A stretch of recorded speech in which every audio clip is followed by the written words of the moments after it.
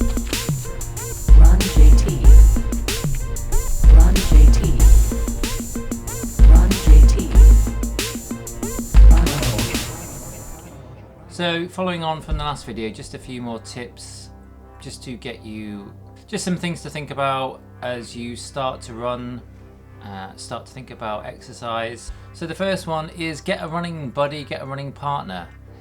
And the reason for this is, again, especially in these early stages, it's very easy to, if the weather's not very good, you think, oh, I'm feeling a bit tired today. It's very easy just to cry off and miss a run because you're only responsible for yourself. And, you know, I've certainly been in that situation where I thought, well, maybe I'll do it today, maybe I'll do it tomorrow, it doesn't really matter. But when you've arranged to meet somebody, you're just much more likely to show up because you don't want to let them down. And it also makes it easier in the fact that you can just have a natter on the way around. So even if you're initially just looking to go for 20 minutes, 30 minutes, 1 mile, 2 miles, maybe 3 to 5k, if you're just having a natter on the way, the time passes a lot quicker. You don't really think about what you're doing. You just sort of you're just having a little chat as you go around. I started going out with a group, and the group didn't actually last very long, but it just got me in the habit of going out, and it kind of built from there. So in this first period, it's almost like a sampling period, really. Just try and be aware of what type of runner you are, what type of person you are, really. So if you're a bit of a lone wolf and you just like to run alone and you like that time for yourself to clear your mind or just think about things or not think about anything, then you might find it a bit distracting if somebody's there talking to you all the time. On the other hand, you just might be a social runner and you just might want to chat and have a natter all the way around.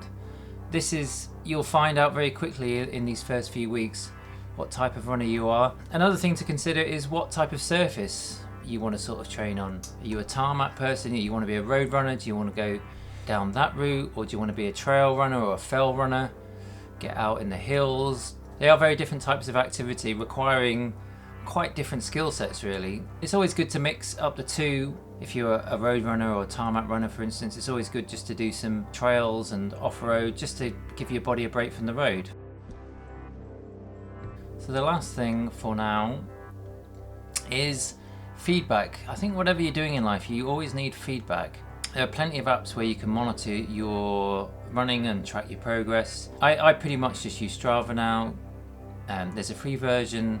There is a paid version as too. I think it's about £5 a month, which, yeah, you get a huge range of metrics in there now. Again, you'll find this out if you're somebody that likes a lot of numbers or that type of feedback, then you can get all the metrics in the world on there.